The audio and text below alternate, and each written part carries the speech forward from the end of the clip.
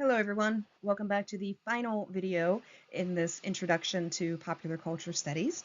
And I'd like to take this last video and address some of the questions and comments that I've received over my 10 plus years in the academic field. And a lot of these questions come back to why study or why care about popular culture. I've already answered the big question, which is, why are you studying comic books or movies? Hopefully at this point you've picked up that it's not just that. There's a lot more going on under the surface, so I'm not just looking at the artifacts or the cultural text. What I'm really doing is looking at what's really being said. And when we look at what's really being said, we can become more conscious consumers of these messages. Consumerism and popular culture do go hand in hand. Is that always accompanied with a dollar sign? Sometimes, sometimes not.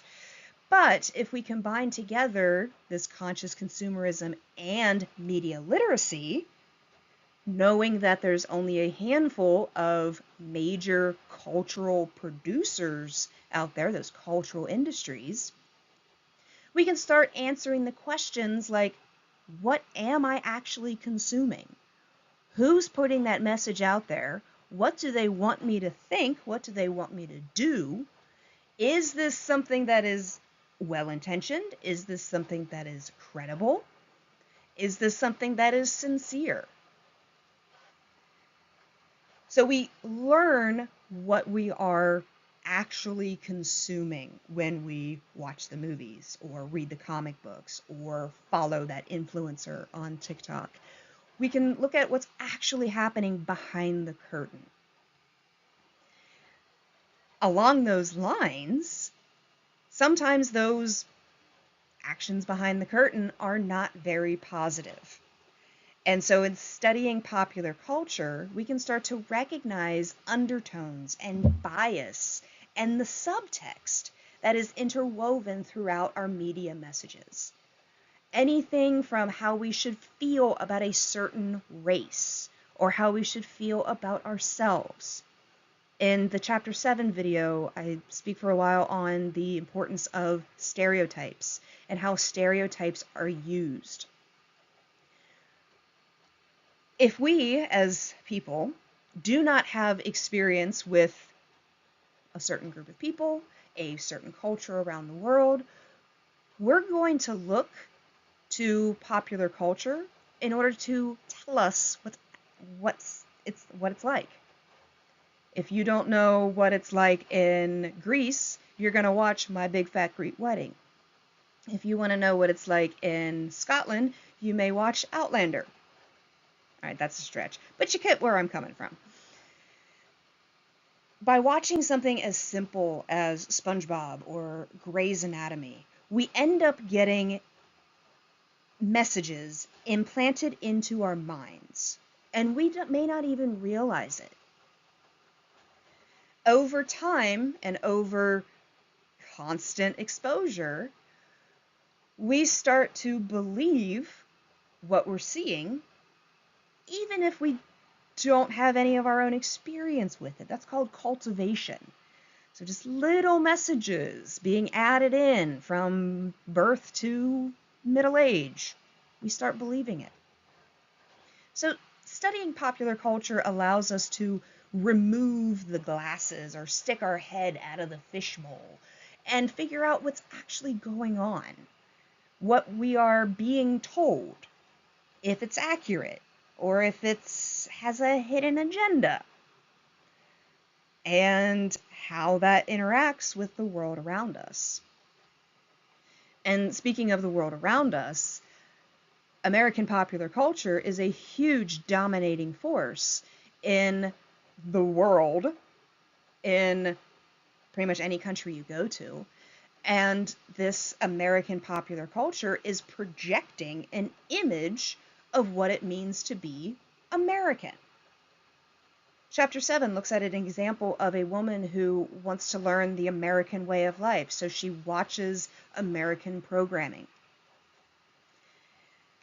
That image just like in our case, that image of what it means to be American or the American way of life gets supplanted, implanted into the brains of other cultures as well. So, kind of works both ways.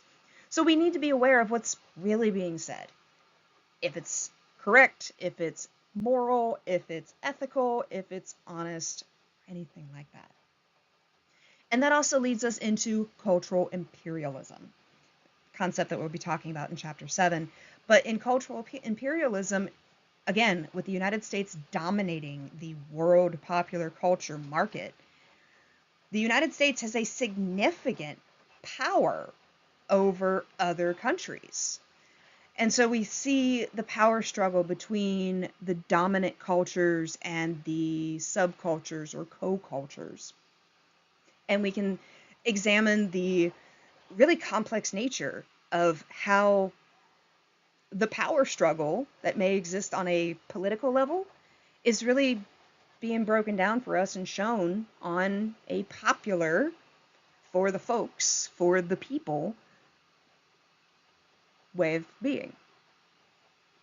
And lastly, we spend so much of our time consuming popular culture through media.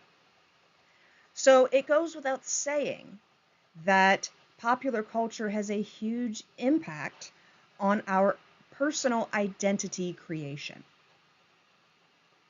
I saw a meme the other week that essentially said that I found this new TV show and now let me remold my entire personality around it.